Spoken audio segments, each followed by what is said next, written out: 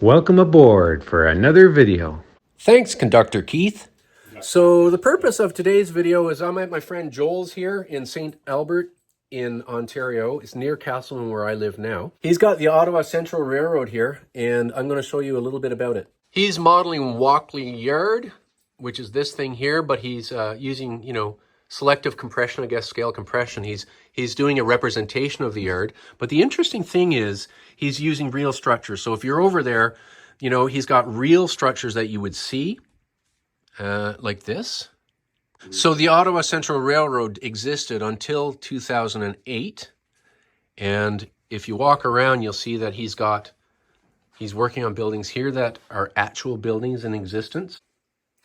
I really, really enjoy his stand-ins for silos. But it adds presence when you're doing an operating session, right? Yeah, these stand-ins are awesome. Now, Joel just said something that really rings true to me, and I think is the reason why I want to put this video on to encourage people. Oh yeah, for sure. Yeah, my plan since the beginning was to get trains running and do operations and then make it pretty. That's right. Yeah. And as you can see, it's going to be pretty, because when you look at details like this, imagine over the years what this is going to come to look like. Accurate details like that overpass at the end there will be an overpass here. But really, we're here for the doggies, aren't we? Yes. Oh, Chewy, what a doggy. Oh, Chewy, yeah, the doggies. We'll make her sit. We love doggies. Are you going to make her sit? Let's see. Good. Oh, boy. So this is Joel's operating plan. His layout here operates exactly as the Ottawa Central would have operated. Cool. If you've seen an earlier video on my channel about the Quebec and Gatineau Railway, where myself, Joel, and Mark were standing there watching them do operations, well, here we have them on this layout as well. So Joel uses this thing called a Rail Pro. Now, I've been out of HO scale for long enough that I didn't know what that was.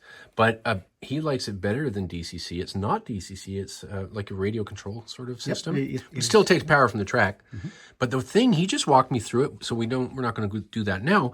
But it's brilliant. I mean, I'm using a smartphone right now to take this video, and we're in the era of the smartphone. And when I look at this Rail Pro, and I think when he's been pressing the buttons, it is that sort of intuitive, And there are advanced features like the consisting he mentioned. Unlike DCC, where you have to speed match, this locomotive will tell these locomotives, just assume for a second that these locomotives are different manufacturers, different kind of locomotive. This locomotive will tell these locomotives whether or not they need to push or pull a little harder. So you can just consist like the real thing with a lot less hoopla. Look, and there's your consist. And he's taking pictures, and that's the images of the real, well, not the real ones, but that's images of the model locomotives here. I really like that. Joel, walk me through starting up the locomotive here. Press on start warning, the second button, yeah. Press on yeah. Okay, and then press on engine.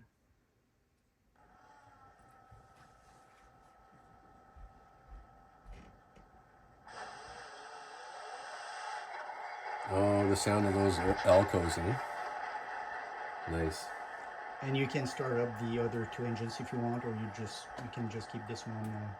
No, I can leave this and go to the next one? Yeah, go to the next one. Okay. To 1846. 1846. Oh. Okay, I'm geeking out here. Okay, so let's move this thing and see what it's like. And bump it up to 50. Bump it up to 50. 50%, yeah.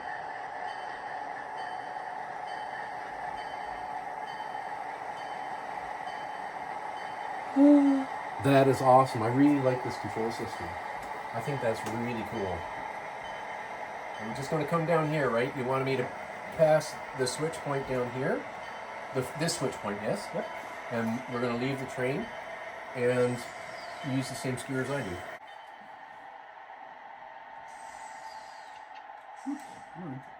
There you go.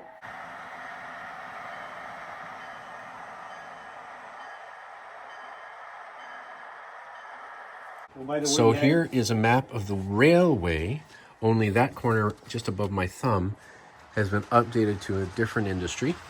This is a schematic of the west end of the yard where you can see the track numbers. Nice. To make it easier while switching. Here we go, Walkley Yard East. So the front of this building is a photograph that Joel took. This is north, just like the real thing. So for today's session, this is my locomotive. I'll be taking this train, putting it together from all the cars in here. Some will be left behind, and I'm going to bring those cars over here and switch them at this industry, and apparently it will take about 2 hours. So there's Mark. He's going to put together his train. So this tank car needs to be left. So I've been switching cars around. This one I'll leave here on this track. The box cars are all empty paper mill cars that need to be at the front of the train. So I've mixed it all up so that these cars which used to be in the middle of the train, are now no longer in the middle. So what I'll do is I'll go back here, I'll pick up these, move forward, come back, pick up the tank car that stays behind, put it here, and then we'll carry on around to the paper mill. So smooth, your layout, I mean the track work's important, right? Track work, good wheels, good couplers. Just sit here. And of course the conductor would be connecting the brake line and all that.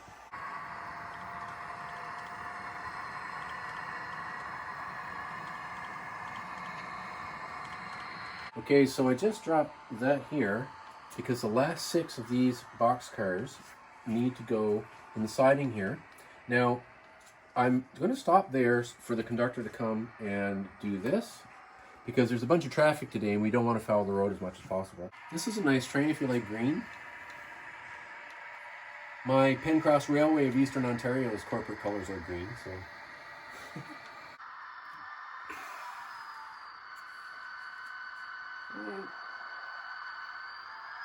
Now, of course, I'll have to come back and pick up the rest of the train again.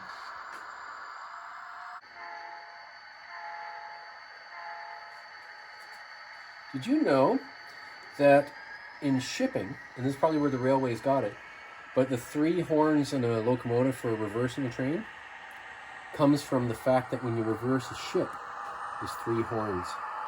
So when you hear a vessel in a harbor, and you hear 3 horns, it's a ship is going to go into reverse. And by international law, the terminology is 3 horns means I am using my propulsion astern.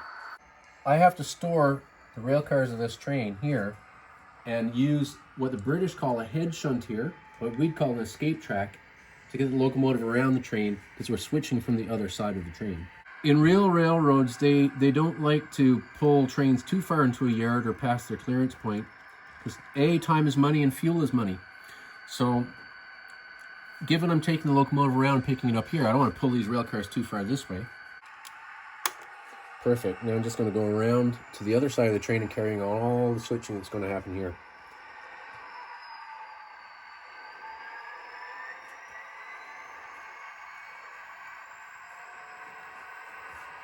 All right, so we have this very detailed switch list here. All of this here, including the rail cars in the building and all that, get switched around in all manner of ways. And so now I'm not certain that Joel was very smart here in giving me this, but we'll see. So I've just hauled the now full, 4 now full box cars full of paper out of that paper mill. And I'm going to replace them with 4 that are empty.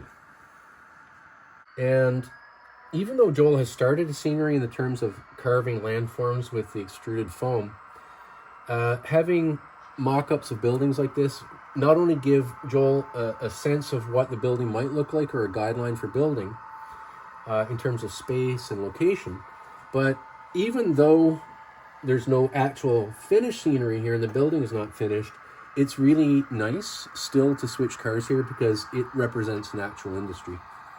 I needed to put these 3 cars in order over there, but they were all in the exact reverse order, so I have to sort all that out.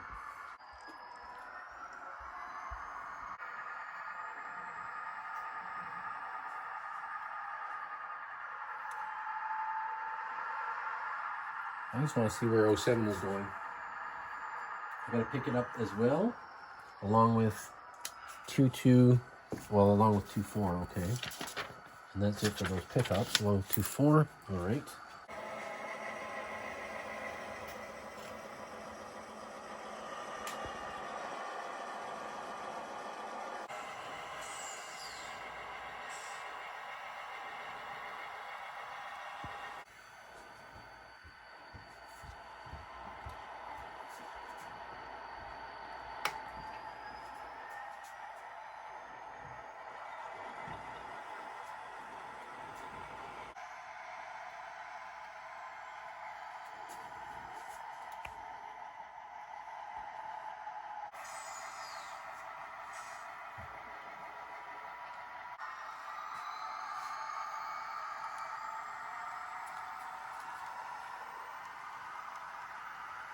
So nothing is as we found it.